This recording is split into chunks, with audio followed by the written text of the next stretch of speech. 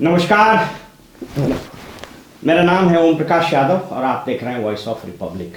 जमीन जायदाद और जंजाल की अगली कड़ी में आप सबका स्वागत है। हमारे साथ हमेशा की तरह बिहार के जाने माने राजस्व विधि से संबंधित राजस्व प्रशासन के पुरोधा श्री राधा मोहन प्रसाद जी उपस्थित हैं। नमस्कार। नमस्कार। हम लोगों ने इसके पहले एपिसोड में बहुत सारे विषयों पर बात किया है, लेकिन एक विषय पर हमने बताया था कि इस पर अभी और बात होगी और वो था विषय नामांतरण। नामांतरण के संबंध में उस एपिसोड में आपने देखा था कि नामांतरण से पूर्व जो क्रेता और विक्रेता होते हैं उनके क्या दायित्व हैं। ट्रांसफर ऑफ प्रॉपर्टी एक्ट और रजिस्ट्रेशन एक्ट के कुछ प्रोविजंस को एक्सप्लेन करते हुए ये बताया गया था कि विक्रेता को सेल डीड में क्या क्या रिसाइटल्स की एंट्रीज देनी है, उसके क्या दायित्व हैं और विक्रेता को क्रेता को किन किन बातों का ध्यान रखना चाहिए। और उस पर बहुत सारे कमेंट भी आए, बहुत सारे प्रश्न भी आए हैं आपके, उन प्रश्नों को भी हम लोग लेंगे। जैसे मैंने बताया है कि यह लगातार चलने वाली एक श्रृंखला है और हमारे दर्शक आपसे प्रश्न भी शायद कुछ तो मोबाइल पर भी पूछते हैं और कुछ यूट्यूब पर भी पूछते हैं, कुछ व्हाट्सएप से भी मेरे पास आते हैं। उन सभी प्रश्नों का धीरे धीरे हम लोग आपको उत्तर देने का प्रयास करेंगे, ऑथेंटिक उत्तर देने का प्रयास करेंगे।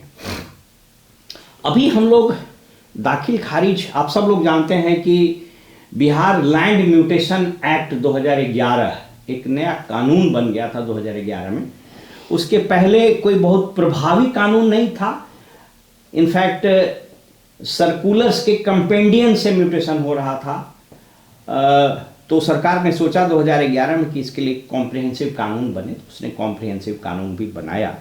इस पर भी हम लोग चर्चा करेंगे, लेकिन उससे पहले आज जब आपसे चर्चा हो रही थी तो आपने एक विषय बताया कि आज के तारीख में ये जो राजस्व प्रशासन की स्थिति खराब हुई है उसमें इनफैक्ट 2 एपिसोड भी मेरा आपने देखा होगा कि राजस्व एवं भूमि सुधार की दुर्गति क्यों हुई, फिर उसके सुधार के क्या कारक, वो एडमिनिस्ट्रेटिव एंगल से हमने बताया था।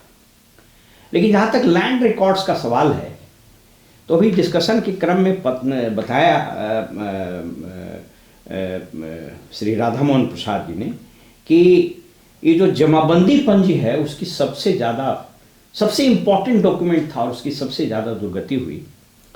तो हम चाहते हैं कि आज हमारे दर्शकों को यह बताइए कि ये जो जमाबंदी पंजी रजिस्टर 2 हम लोग जिसको बोलते हैं, जो अब डिजिटाइज्ड हो गया, इसके कारण इतना बखेड़ा हो रहा है, इतनी समस्या हो रही है। पहले परिमार्जन लाया, फिर परिमार्जन प्लस लाया, समस्त लोग उलझा हुआ है। इसके लिए राजस्व एवं भूमि सुधार विभाग ने एक अभियान भी चलाया था, राजस्व महाअभियान। अब वो महाअभियान का क्या फलाफल हुआ अभी नहीं पता है, लेकिन लबोलबाब ये है कि उस national land records digitization program के तहत जो हमारी जमाबंदी पंजी थी उसको डिजिटाइज करने का एक कार्यक्रम शुरू हुआ और उस वक्त सरकार ने या इस विभाग ने इतने ब्लंडर्स किए और स्पेशली कलेक्टर्स के लेवल पर भी कोई इंटरेस्ट नहीं लिया गया और परिणाम ये हुआ कि कुछ कंप्यूटर ऑपरेटर्स के हवाले इसको छोड़ दिया। इस पर मैंने कई एपिसोड बताए हैं और ख़राब एंट्री होने के कारण ये समस्या हुई और उसको ठीक करने के लिए परिमार्जन, फिर परिमार्जन प्लस वगैरह लाया गया। ये ठीक वैसा ही था कि पहले सुई को लेकर आपने घास में छींट दिया और फिर उस सुई को चुनने के लिए कर रहे हैं। बहरहाल उस पर बहुत डिटेल में बात हम लोग नहीं करेंगे, लेकिन अभी हम लोग इसी विषय पर चर्चा करें कि ये जो दाखिल खारिज, ये जो रजिस्टर 2 जमाबंदी पंजी थी, इसकी दुर्गति कैसे हुई और अब हम लोग इसको कैसे ठीक कर सकते हैं। बेशक ये ऑनलाइन हो गया, लेकिन ऐसा लगता है कि ये कभी न खत्म होने वाली प्रक्रिया हम लोगों ने शुरू कर दी है। तो कृपया इस पर आप बताना चाहेंगे। धन्यवाद, आपने बहुत अच्छा प्रश्न किया है और मैं आप लोगों को आज बताऊंगा जमाबंदी पंजी के बारे में। जमाबंदी पंजी के बारे में मेरा अपना मानना ये है कि जैसे हम लोगों की शरीर और आत्मा दोनों है, तो दोनों एक दूसरे के पूरक। शरीर नहीं है तो आत्मा का भी कोई अस्तित्व नहीं है, करने का कोई औचित्य नहीं, मतलब ही नहीं होता है। तो इस सिलसिले में मैं आप सभी जितने भी हमारे दर्शक हैं, जितने भी जानकार लोग हैं, उनका ध्यान आकृष्ट करना चाहता हूं कि इस जमाबंदी पंजी के बारे में जानें और उनका क्या क्या दायित्व है, पहले इसको समझें। यह जरूरी बात है कि राज्य सरकार जमाबंदी पंजी का सृजन करवाती है, किंतु उस सृजन के साथ साथ जो व्यक्ति विशेष हैं, जो रैयत हैं, जो काश्तकार हैं, जो हुदारी हैं, उनका दायित्व होता है कि वे अपने जमाबंदी पंजी को देख लें कि सही प्रविष्टि हुई है कि नहीं, और इसका कानून में क्या क्या उपबंध है इसको जान लें। अच्छा, मतलब जमाबंदी पंजी में जो इंदराज किए गए हैं, उसके निमित्त रैयत को यानी भूधारी को उसके क्या दायित्व कर्तव्य हैं और उनको क्या क्या चीज करना चाहिए। तो मैं दो चीजों को स्पष्ट करना चाहता हूं। पहली बात यह है कि इस जमाबंदी पंजी का जो सृजन हुआ वो 1952 के बाद हुआ। पहले जमींदार लोगों का दायित्व था और उसके बाद में जमींदारी के निहितीकरण के पश्चात जब राज्य सरकार की स्थानीय स्तर की प्रशासनिक संरचना बनी तो उसमें अंचल अधिकारी और कर्मचारी का पद सृजित किया गया 1952 में। और कर्मचारी के लिए और अंचल अधिकारी के लिए जो मार्गदर्शक अनुदेश 1955 में निर्गत किया गया, उसके नियमावली एक है। उस नियमावली के अनुदेश संख्या 6(2) है, उसमें दिया गया कि अंचल अधिकारी अपने संबंधित राजस्व ग्रामों की जमाबंदी पंजी का निर्माण करेंगे और कर्मचारी के माध्यम से करेंगे और कराएंगे। और जब वो जमाबंदी पंजी बन जाएगा तो उसके हर एक पन्ने पर हस्ताक्षर करेंगे, उसका वार्षिक निरीक्षण करेंगे और अपडेट करेंगे। तो ये अनुदेश दिया गया। तो यह अनुदेश उस जमाने में जब नया नया पद सृजित हुआ कर्मचारियों का और अंचल अधिकारियों का, तो सबके लिए मैंडेटरी था। लेकिन जमाबंदी पंजी कैसे बनेगी, इसके लिए कोई नियमावली नहीं थी। खास महाल मैनुअल 1953, वो सबसे पहले खास महाल मैनुअल बनाया गया था 1901 में। तत्कालीन ब्रिटिश गवर्नमेंट ने उसको बनवाया था। उसके बाद 1919 में उसको रिवाइज करके बनवाया। फिर उसके बाद 1941 में पुनः रिवाइज हुआ और बना।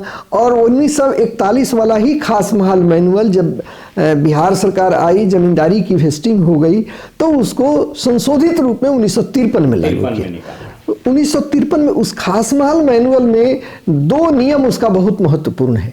एक उसका नियम है 58 जिसमें जमाबंदी पंजी का निर्माण शब्द दिया हुआ है कि खास महाल मैनुअल 53 के रूल 58 में 58 में दिया हुआ है कि जमाबंदी पंजी का निर्माण कैसे होगा, पन्ने भर जाएंगे तो कौन निर्माण करेगा और किस तरह से प्रविष्टि होगी, उस प्रविष्टि का अद्यतन स्वरूप क्या होगा, सारे विषय को उसमें स्पष्ट किया गया। और यह जान लीजिए आप लोग कि 1953 में ये 1952 में जब नियमावली बनी, जब राज्य सरकार ने एक अनुदेश जारी किया, उसका अनुदेश 1952 में वो जारी हुआ अक्टूबर महीने में 23/10/1952 को। उस 23/10/1952 के अनुदेश का जो पारा 1 था, 1A में दिया गया कि अंचल अधिकारी में खास महाल अधिकारी की सभी शक्तियां निहित की जाती हैं। यानी खास महाल अफसर नहीं रहे, जो बिफोर इंडिपेंडेंस थे, स्वतंत्रता के पहले थे, वो अब चले आए, अंचल अधिकारी बन गए खास महाल अफसर। तो रिकॉर्ड का जो मैनेजमेंट है, अनुश्रमण, ये अनुरक्षण है, निर्माण है, वो खास महाल मैनुअल के रूल 34 से लेकर के 59 तक दिया हुआ है। यानी रूल 34 से लेकर के 35 दाखिल खारिज, 41-42 तक दाखिल खारिज, और दाखिल खारिज के बाद चालू खतियान बनाना, उसमें एंट्री करना, और रूल 58 में उसको जो जमाबंदी पंजी होगी उसको अपडेट करना और उसमें एंट्री करना। ये सारे सब चीज अंचल अधिकारी पर दायित्व अधिरोपित किए गए। यानी हमारा खास महाल पंजी, चूंकि हम लोगों का जो अधिकार अभिलेख है, एक बार जब वो बन जाता है तो उसमें किसी भी प्रकार की एंट्री नहीं होती है, वो परमानेंट डॉक्यूमेंट है। लेकिन जो जमाबंदी पंजी है, जमाबंदी पंजी में जो अंतरण होता है, संपत्ति का जो हस्तांतरण होता है, उसका 5 मोड है, 5 तरीके हैं, जिसमें से हम लोगों के हिंदू सोसाइटी में हो, मुस्लिम सोसाइटी में हो, या बिहार में जितने भी रैयत हैं, उनके अपने पर्सनल लॉ में है, वो जमीन बेचेंगे, जमीन दान देंगे, जमीन एक्सचेंज करेंगे। और उसके ये 3 हो गए जो सर्वप्रचलित हैं, हस्तांतरण के मोड हैं, या दो ऐसा है कि बंधक रखेंगे और लीज करेंगे। तो बंधक और लीज सोसाइटी में बहुत कॉमन नहीं है, लेकिन ये तीन चीज काफी कॉमन है। चौथा है विल करना, माने वसीयत करना। लेकिन हमारा जो ट्रांसफर का ये तीन मोड है, और चौथा एक ऐसा है कि जमीन हमें प्राप्त होता है, मैंने किसी भी व्यक्ति को प्राप्त होता है तो पैतृक संपत्ति होती है, क्रय की गई संपत्ति होती है, ये दो तरह से वो संपत्ति प्राप्त होती है, या उसको दान में मिलता है या वसीयत में मिलता है। संपत्ति प्राप्त करने के ये तरीके हैं। तो जब ये तरीके होंगे, कोई व्यक्ति संपत्ति प्राप्त करेगा तो निश्चित रूप से वो प्राप्त संपत्ति की प्रविष्टि की जाएगी किसी पंजी में ही। वो पंजी बनी जमाबंदी पंजी, चूंकि जब ये संपत्ति जैसे ही वो होल्ड करेगा, जोत अधिकार मिलेगा तो उसका वो रेंट देगा। तो रेंट देगा तो उसकी एंट्री किसी न किसी पंजी में होगी, उसके लिए बनाया गया जमाबंदी पंजी। तो जमाबंदी पंजी के निर्माण के लिए राज्य सरकार ने पूरे बिहार में एक अभियान शुरू किया जिसको कहा गया फील्ड बुझारत। और ये कम साल हुआ था? ये 1954 में शुरू हुआ, लेकिन 1959 में एक पूरक फील्ड बुझारत नियमावली 1959 में संशोधित रूप से निर्गत की गई स्टेट गवर्नमेंट के द्वारा, राज्य सरकार के द्वारा। उस वक्त लोग बोलते थे कि मिनी सर्वे हुआ, और उस फील्ड बुझारत में दो पंजियां बनाई गई जो सबसे महत्वपूर्ण बनी। चालू खतियान, पहली बार नाम आया चालू खतियान का, और उसके बाद आया जमाबंदी पंजी का। तो चालू खतियान बनाया राजस्व। एक सेकंड रुकेंगे, बहुत बढ़िया शब्द आप बताया, उसके बाद हम लोग आगे बढ़ेंगे। दो शब्द हुआ, एक बार आपको याद होगा शुरू में हम लोग ने बताया था कि दो पंजी की चर्चा हुई थी, दो अभिलेख की चर्चा हुई थी। एक था परमानेंट यानी खतियान, और दूसरा था टेम्पररी, वो था अस्थाई यानी जमाबंदी पंजी। It is a kind of bank passbook. अब ये तीसरा शब्द आया चालू खतियान। तो दो चार लाइन में हम अंतर समझना चाहेंगे कि जो खतियान है और वो चालू खतियान, ये दोनों में क्या अंतर थोड़ा सा है? हाँ बिल्कुल। चालू खतियान उस खतियान को कहते हैं जो खतियान बन जाने के बाद, जब उत्तराधिकार के कारण, सेल के कारण, गिफ्ट के कारण, एक्सचेंज के कारण जमीन के स्वामित्व में जब परिवर्तन होता है तो खतियान में उसकी प्रविष्टि नहीं होती है। लेकिन अब खतियान सर्वे कराना एक बहुत टीडियस जॉब है, बहुत कठिन काम है। तो सरकार ने लोगों के सुविधा के लिए किया कि हम चालू खतियान बना देते हैं, और उस चालू खतियान में हाल के दिनों में पहले अगर मान लीजिए कि खाता नंबर 1 मिस्टर राम का था, और खाता नंबर 1 में से जितने खेसरे थे उसमें से आधा जमीन उन्होंने बेच दिया किसी अन्य को, तो अब आधे पर ही उनका स्वामित्व रह गया। खाता उनका वही रहा, खेसरा उनका वही रहा। खेसरा में से हो सकता है कि वो पूरा खेसरा बेचें या आंशिक बेचें। तो आज के दिन जो जमीन होल्ड कर रहे हैं, खतियान की स्थिति है, उसके हिसाब से वो खतियान बनाया गया जिसको कहा गया अद्यतन।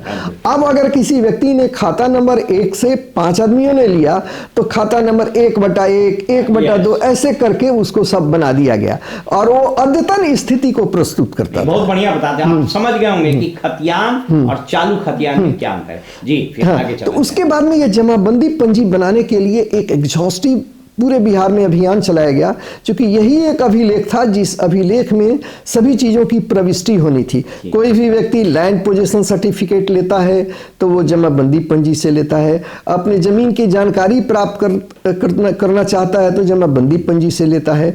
किसी व्यक्ति को ज़मीन अगर बेचना है तो बेचने के बाद जब नामांतरण होता है, घटता है बढ़ता है, उसकी एंट्री जमाबंदी पंजी में होती है। लगान का भुगतान करता है तो जमाबंदी पंजी में होती है, यानी सबका इलाज जमाबंदी पंजी था। तो राज्य सरकार ने फील्ड बुझारत नियमावली जो बनाई, उसके पारा अंग्रेजी में पारा नंबर 27 है, हिंदी में पारा नंबर 29 है।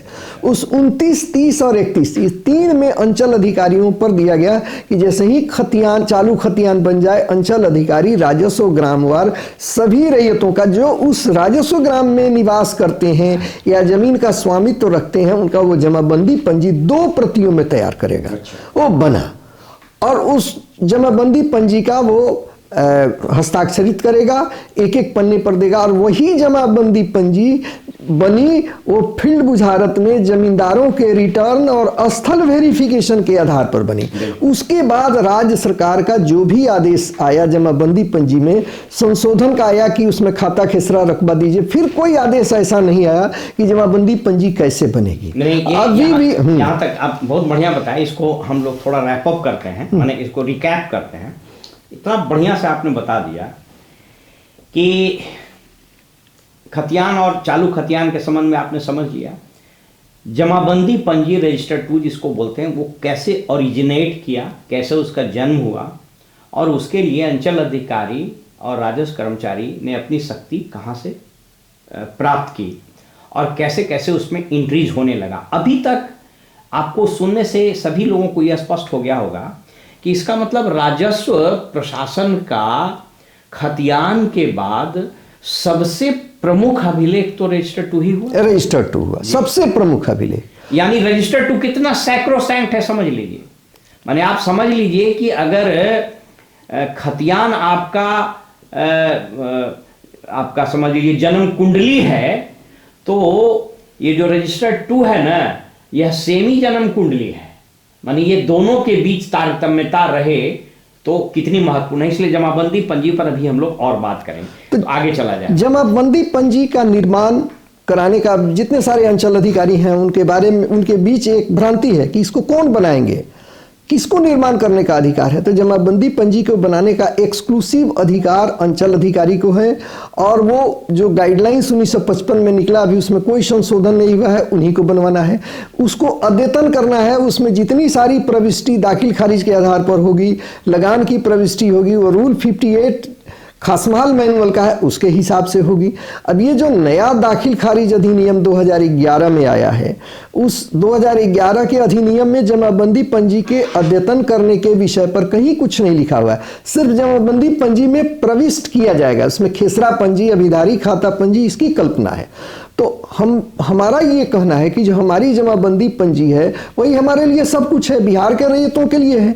तो रैयतों का यह दायित्व बनता है कि वे अपनी जमाबंदी पंजी के बारे में जानकारी प्राप्त करें कि क्या उस जमाबंदी पंजी अद्यतन रूप से है या नहीं है, या उसके पन्ने फटे हुए हैं। पुरानी जमाबंदी पंजी के बारे में मैं बता रहा हूं, या पंजे उसके ठीक ठाक हैं।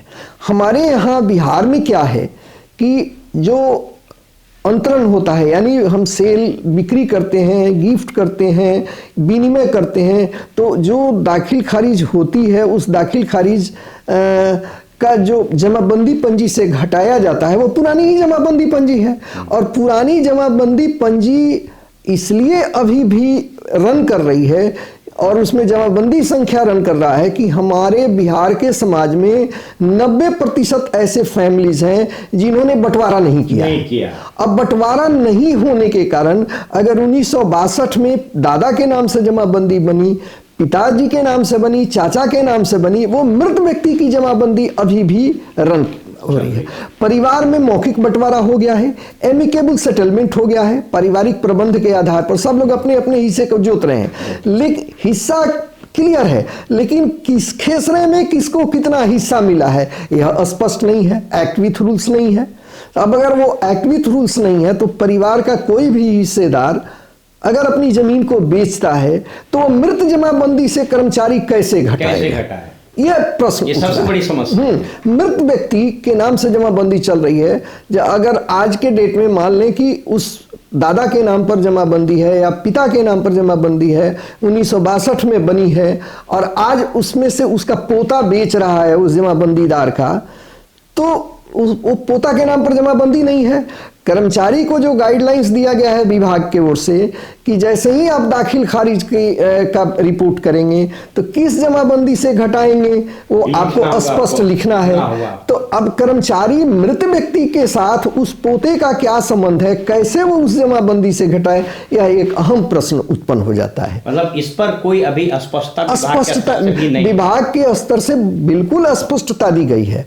उन्होंने कहा कि सबको एक अभियान चलावे, महाअभियान यही है कि ये लोग सब कोई अपना पारिवारिक बंटवारा करा ले। अच्छा, ये जो राजस्व महाअभियान में, हाँ, विभाग ने कहा कि भैया आप अपने जमाबंदी को अद्यतन करा लीजिए। हमारा जमाबंदी अगर अद्यतन हो जाएगा, देखिए खास महाल मैनुअल 1953 में यह स्पष्ट किया गया है कि राजस्व कर्मचारी किसी भी व्यक्ति को लगान देगा, रसीद देगा, जब वो भुगतान करेगा तो रसीद देगा, लेकिन उस व्यक्ति से पूछेगा कि क्या इस मालगुजारी रसीद के एंट्री के प्रति आप सहमत हैं, कहीं कोई दिक्कत है, हाँ। जो ये एंट्री हो रही है जमाबंदी पंजी में वो सही है नहीं है, आप इसको देख लें। ये खासमाल मैनुअल के में बिल्कुल स्पष्ट किया हुआ है। तो जब इतना अवसर किसी रैयत को मिला हुआ है तो ये रैयत का ही दायित्व है, ये काश्तकार का, भूदारी का दायित्व है कि वो अपने परिवार में आपसी बंटवारा कर लें। और आपसी बंटवारा बहुत सरल, स्टेट गवर्नमेंट ने, राज्य सरकार ने इसका बहुत सरल रूप दे दिया है। देखिए, हम लोगों का जो बिहार काश्तकारी अधिनियम है वो फादर है, सभी अधिनियमों का पिता है और उस ऑल दी एक्ट्स है। तो राज्य सरकार ने अपने यहाँ रहने वाले जितने रैयत हैं, जितने भूधारी हैं, उनकी सुविधा के लिए एक प्रोविजन किया। उन्होंने एक 25A एक सेक्शन डाल दिया बीटी एक्ट 25A। अब 25A में कह दिया कि कोई भी रैयत, कोई भी लैंडलॉर्ड, यानी भूधारी शब्द है, बिफोर इंडिपेंडेंस का था ये, तो भूधारी को भी दे दिया कि वो या अपना बंटवारा या तो न्यायालय के माध्यम से कराएगा या अदरवाइज बंटवारा करेगा। अच्छा। तो न्यायालय के माध्यम से बंटवारा में बहुत समय लगता है, बहुत खर्च होता है, लेकिन अन्यथा बंटवारा कर लेगा, लगान का बंटवारा कर लेगा। तो ये सुविधा दे दिया गया। अन्यथा बंटवारा में दो प्रकार के बंटवारे आते हैं। अच्छा। पहला बंटवारा हो गया कि आपसी सहमति से बंटवारा। अच्छा। आपसी सहमति से, अन्यथा बंटवारा सभी बैठ के जाए, एक शेड्यूल बना ले, सबको हस्ताक्षरित कर दे और दे दे। दूसरा, अगर ये नहीं होता है तो पूरे बिहार के सोसाइटी में, समाज में, चाहे वो हिंदू हो मुस्लिम हो, सबों में एक है कि अगर नहीं बन पा रहा है बंटवारा का विषय वस्तु तो पंच को रख देते हैं, दोनों ओर से पंच रखते हैं, जिसको कहते हैं पार्टीशन बाई आर्बिट्रेशन। तो दोनों ओर के पंच होते हैं, उनके सामने में बंटवारा का शेड्यूल बन जाता है, सभी पक्ष उस पर हस्ताक्षरित कर लेते हैं, वो बंटवारा हो गया। एक गांव में ही बैठ के, घर में बैठ करके सबको कर लेना है। ये इसको समझ लीजिए, बहुत लोगों को ये भ्रांति है कि साहब, या फिर बहुत सारे रेवेन्यू ऑफिसर्स को भी हो सकता है भ्रांति हो कि आपस में मिल बैठ करके जो बंटवारा कर लिया उसकी कोई लीगल सैंक्टिटी है या नहीं। तो अभी स्पष्ट किया गया कि ये बीटी एक्ट में सेक्शन 25A उसमें राज्य सरकार ने ये प्रोविजन कर दिया कि बंटवारा का दो तरीका आप अपना सकते हैं। पहला तरीका ऑफ कोर्स कोर्ट का है, कानूनी सिविल कोर्ट में जाइए, उसमें दो समस्या होगी। पहली तो सिविल मुकदमा है, बहुत समय लगेगा और उसमें आपको राशि बहुत खर्च करनी पड़ेगी, उसमें कोर्ट फीस वगैरह बहुत ज़्यादा लगेगा। दूसरा तरीका उसमें दिया गया है कि अन्य तरीके से, तो अन्य तरीके से में या तो आपस में बैठ करके बंटवारा करके स्केड्यूल बना लीजिए, उस पर सब दस्तखत कर दीजिए, या फिर पंच को बैठा करके कर लीजिए, पंच उस पर दस्तखत कर देगा, एक तरह से आर्बिट्रेशन हो गया, वो तो पार्टीशन बाय आर्बिट्रेशन हो गया। उसके बाद में राज्य सरकार ने एक और बहुत बड़ा बेनिफिट का काम किया कि कोई भी बंटवारा पहले निबंधित होता था तो उसमें काफी शुल्क लगता था, 7%, 8% उस पर शुल्क लगता था टोटल वैल्यूएशन का। स्टेट गवर्नमेंट ने यहाँ के वेलफेयर के लिए काम किया कि कहा कि नहीं सर, 50 रुपये आप मात्र दीजिए, आपस में एमिकेबल सेटलमेंट कर लीजिए और एमिकेबल सेटलमेंट करके उसको आप निबंधित करा लीजिए, मात्र 50 रुपया फी लगेगा। 50 रुपया में रजिस्टर्ड हो गया रजिस्ट्री ऑफिस से। अच्छा, ये इस चीज को बढ़िया समझ लीजिए, यानी आपने आपसी बंटवारा कर लिया है, चाहे आपस में बैठ के, चाहे पंच के साथ बैठ करके, तो आप उसको रजिस्ट्री ऑफिस में मात्र 50 रुपया शुल्क दे करके रजिस्ट्रेशन करा सकते हैं। मैं राइट? जी हाँ, बिल्कुल। रजिस्टर्ड बंटवारा का मतलब हो गया जो हम लोगों का हिंदू सक्सेशन एक्ट 1956 है, उसके सेक्शन 6 के सब सेक्शन 5(2) में और 1 में, दोनों में दिया हुआ इलस्ट्रेशन में कि बंटवारा का अर्थ क्या होता है। तो वो कह रहा है, जो नया 2005 में अमेंडमेंट हुआ जिसमें लड़कियों को अधिकार दिया गया, उस बवाल हुआ, उसमें कह रहा है कि बंटवारा मीन्स कोर्ट बंटवारा और रजिस्टर्ड बंटवारा। अच्छा। तो रजिस्टर्ड बंटवारा जब एमिकेबल सेटलमेंट के आधार पर जब आप बंटवारा कर लेंगे तो उसमें रजिस्ट्रार को कुछ नहीं देखना है, शेड्यूल देखना है, उसको जो पक्षकार है उनको देखेगा और 50 रुपया फी जमा कराएगा और वो रजिस्टर्ड कर देगा। रजिस्टर्ड का मतलब हो गया कि वो पब्लिक डोमेन में आ गया, सरकार के पंजी में दर्ज हो गया, रजिस्टर्ड हो गया, समझिए सरकार का मोहर लग गया। अब उस बंटवारे की मान्यता ऑनरेबल सुप्रीम कोर्ट से लेकर के लोअर कोर्ट तक है, किसी भी वाद में, मुकदमे में उसकी अहमियत है। इतना सारा दिया हुआ है। और अब मैं आप लोगों को एक बहुत महत्वपूर्ण चीज बता दे रहा हूं, बंटवारा का दाखिल खारिज किया जाना है तो तो 1960 में सभी अंचल अधिकारियों में कलेक्टर अंडर द एक्ट की शक्ति दी गई 1960 में, कि collector under the act, collector of the district और कलेक्टर अंडर द एक्ट, अंचल अधिकारियों में पावर वेस्ट कर दिया गया कि वो इस तरह के जितने बंटवारे होंगे जो एमिकेबल सेटलमेंट के अंतर्गत आएंगे, पंच के माध्यम से आएंगे, आपसी सहमति से आएंगे, वो रैयत का आया और वो उसको उसका दाखिल खारिज करके जमाबंदी पंजी में दर्ज कर देंगे। ये 1960 में दिया गया, एक्सक्लूसिव राइट दिया गया।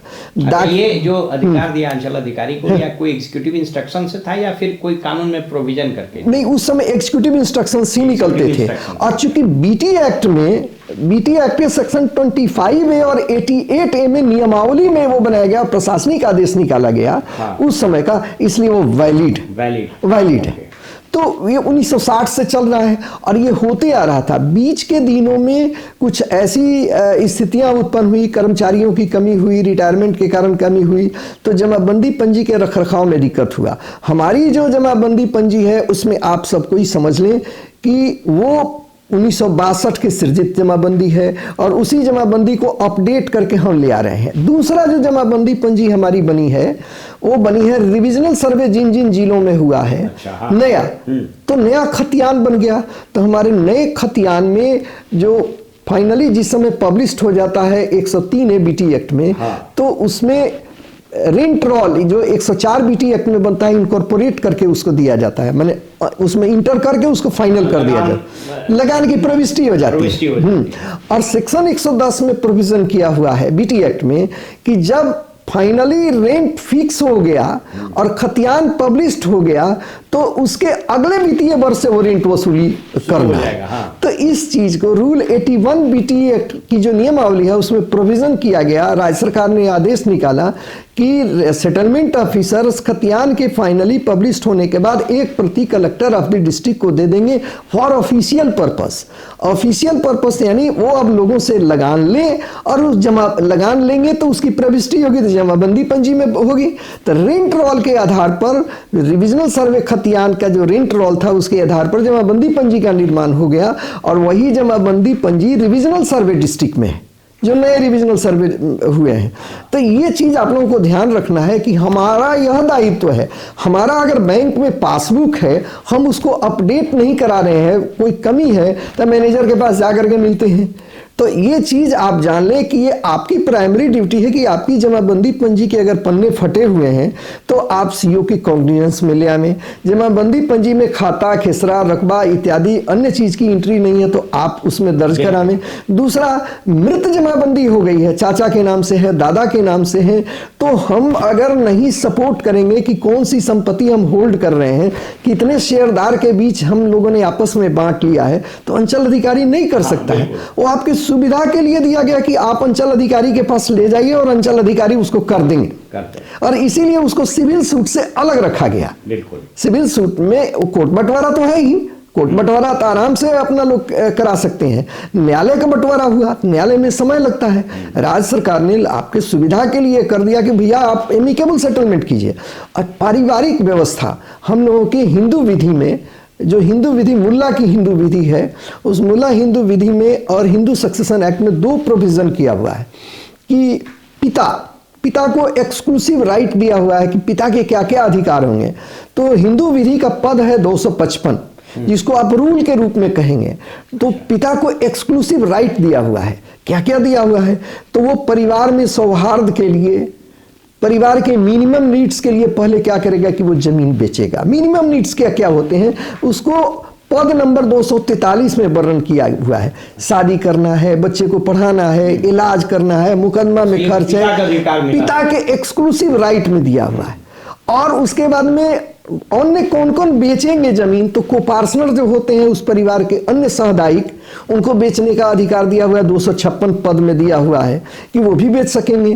तो ये तभी कोई बेचता है और वैलिड डॉक्यूमेंट माना जाता है। लोग क्रेता को कोई दिक्कत नहीं हो जब उसकी जमाबंदी से वो जमीन घट करके क्रेता के नाम पर चल जाए। इस पर तो हम लोग बहुत अच्छी बात कही है आपने, उस पर तो हम लोग अलग से बात करेंगे। अभी हम लोग अभी आपसे क्या बात किए, और एक बात बड़ी अच्छी आपने कही कि जमाबंदी पंजी रैयत का समझिए कि पासबुक है। पासबुक है। अब पासबुक में कितना पैसा जमा हुआ, कितना निकाला, हम लोग कैसे बैंक में दौड़ करके उसको अपडेट कराते हैं। ठीक है, अब वो ऑनलाइन आ गया, तो ठीक उसी प्रकार से जमाबंदी भी ऑनलाइन हो गया। लेकिन इस जमाबंदी पंजी में आपका इंद्राज सही हुआ है या नहीं हुआ है, एंट्रीज कोई ठीक नहीं हुई है, पन्ना फट गया है या क्या है, यह देखना रैयत का न सिर्फ दायित्व है बल्कि आपका अधिकार भी है। इसलिए ये समझ लीजिए कि ठीक है, उसका कस्टोडियन भले राजस्व कर्मचारी या और अंचल अधिकारी है, लेकिन वो प्रॉपर्टी आपकी है, क्योंकि वो पासबुक आपका है। वो बैंक, वो एक तरह से अंचल अधिकारी क्या है, वो बैंक मैनेजर है जो आपके समस्त जमीन का लेखा जोखा रखता है। तो अभी आपने जमाबंदी के उद्भव, इसका कैसे विकास हुआ, कहां से अधिकार प्राप्त किया राजस्व कर्मचारी और अंचल अधिकारियों ने, और उसको कैसे रख रखाव किया जाता है। और ये समय के साथ एक राष्ट्रीय कार्यक्रम हुआ था, राष्ट्रीय लैंड रिकॉर्ड्स डिजिटाइजेशन प्रोग्राम। उसी के तहत भारत सरकार ने निर्णय लिया था कि सभी देश के सभी राज्यों में जो लैंड रिकॉर्ड्स है उसको डिजिटाइज किया जाए। तो उसी के क्रम में बिहार में जितना जमाबंदी पंजी था उसको डिजिटाइज किया गया। लेकिन दुर्भाग्य से यहाँ उस वक्त जो भी सरकार रही या विभाग रहा या कलेक्टर्स ने इसको ठीक से नहीं कराया, और उस पर मैंने कई वीडियो भी बनाए कि अंततोगत्वा इसकी एंट्री का काम कुछ कंप्यूटर ऑपरेटर्स को दे दिया गया, जिसके चलते इसमें भारी गड़बड़ी हुई, इंद्राज में बहुत गड़बड़ी हुई है। और उसी के लिए ये परिमार्जन और परिमार्जन प्लस वगैरह लाया गया है। और अभी विभाग ने जो राजस्व महाअभियान चलाया था, जिस पर अभी टेबल टॉप का वगैरह भी काम हो रहा है, तो उस पर भी आगे हम लोग बात करेंगे। तो अभी फिलहाल हम लोगों ने सिर्फ आपको ये बताने का प्रयास किया है कि साहब ये जमाबंदी पंजी है क्या, रजिस्टर्ड टू, इसका क्या ओरिजिनेट, कहाँ से ओरिजिन में आया, और इसका लीगल सैंक्टिटी क्या है। और बहुत अच्छी चीज आपने बताई कि जो आपस में बंटवारा करते हैं वो उसका कितना लीगल सैंक्टिटी है, और अगर आप 50 रुपया देकर उसको रजिस्टर करा लेते हैं तो एक वैलिड डॉक्यूमेंट हो जाता है। तो फिलहाल हमें इजाजत दीजिए। एक बीच में हम इंटरप्ट करेंगे, एक चीज और हम बता देते हैं। जमाबंदी के परिमार्जन पर जब आप लोग देते हैं पिटीशन, अंचल अधिकारी के पास आवेदन दाखिल करते हैं, तो बहुत सारे परिमार्जन के आवेदन को हमने देखा है। हम जो चीज, जैसे कंप्यूटर में अगर हम कोई चीज डालेंगे वही कंप्यूटर से निकलेगा। ये एकदम सिद्धांत है। तो यानी अंचल अधिकारी को जितना अच्छा चीज हम देंगे, सही डॉक्यूमेंट देंगे, वही उसी के आधार पर अंचल अधिकारी काम करेगा।